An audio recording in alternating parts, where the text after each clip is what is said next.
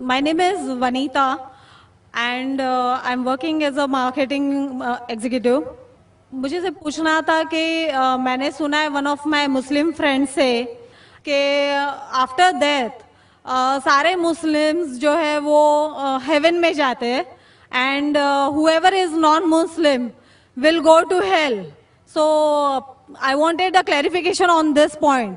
کہ ہر ایک کی آفٹر ڈیتھ جو ڈیسائیڈ ہوتا ہے وہ اپنے کرم پر ہوتا ہے.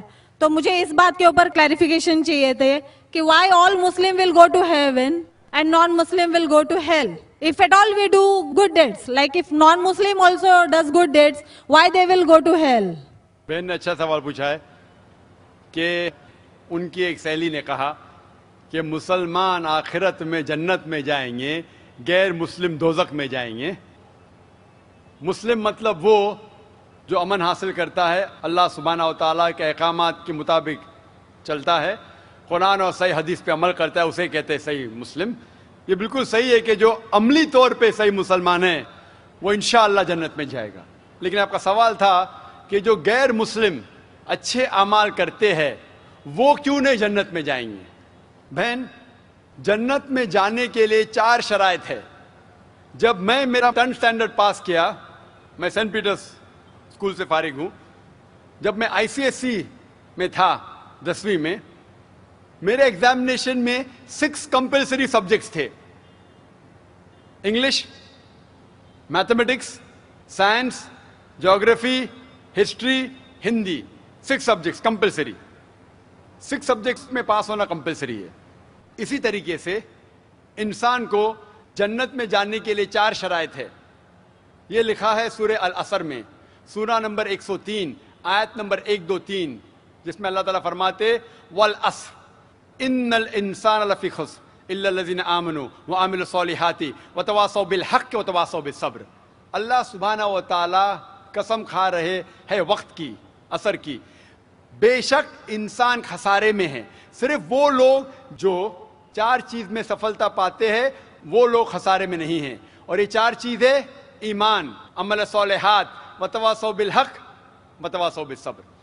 جس طریقے سے مجھے 10th اسٹینڈرڈ پاس کرنے کے لیے 6 سبجیکٹس میں پاس ہونا کمپلسری ہے, مثال کے طور پہ اگر مجھے mathematics, English, history, geography, science میں 99% مارکس ملتے ہیں, 99%, اور ہندی میں صرف مجھے 10% ملتے ہیں, اینڈ پاسنگ مارکس از 40%. پاس ہونے کے لیے 40 مارکس کی ضرورت ہے. اگر ایک سبجیکٹ میں, ہندی میں مجھے 10% مارکس ملتے ہیں اور باقی 5 سبجیکٹ میں 99% مارکس ملتے ہیں, کیا میں 10th اسٹینڈرڈ پاس کروں گا کہ نہیں؟ بہن, میں آپ سے پوچھنا چاہتا ہوں, کیا میں 10th اسٹینڈرڈ میں سفلتا پاؤں گا کہ نہیں؟ ایک سبجیکٹ میں 10%, باقی 5 سبجیکٹس میں 99%, کیا میں 10th اسٹینڈرڈ پاس کروں گا کہ نہیں؟ نہیں. کیوں؟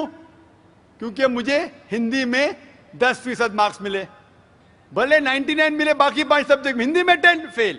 اسی طریقے سے جنت میں جانے کے لیے سورہ العصر کے حساب سے 4 چیزیں ضروری ہے. ایمان, عمل صالحات, نیک اعمال جو آپ کہہ رہے, وتواصوا بالحق, لوگوں کو حق کی طرف بلانا, وتواصوا بالصبر, لوگوں کو صبر کی طرف بلانا.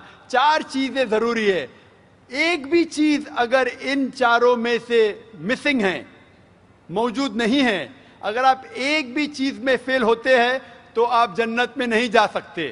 اگر آپ کہتے ہیں کہ آپ اچھے انسان ہیں, اعمال میں آپ بہت اچھے اعمال کرتے ہیں, مان لو آپ کو 99 مارکس ملے اعمال میں, 99, لیکن ایمان میں تو آپ فیل ہے.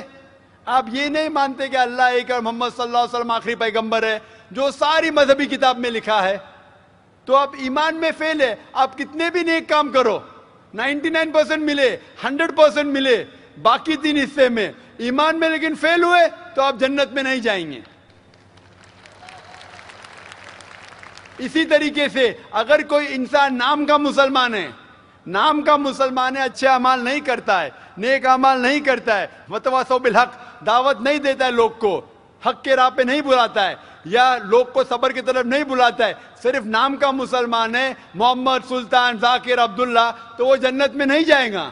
اسے جنت میں جانے کے لیے ایمان، عمل صالحات، وتواصوا بالحق وتواصوا بالصبر، چاروں چیز کی ضرورت ہے. اسی لیے آپ اعمال کتنے بھی اچھے ہیں، اگر ایمان نہیں ہے کہ اللہ ایک ہے اور اللہ کے علاوہ کسی کی عبادت نہیں کرنا چاہیے، اور ایمان نہیں ہے کہ محمد صلی اللہ علیہ وسلم آخری پیغمبر ہے، تو آپ جنت میں کبھی بھی نہیں جائیں گے.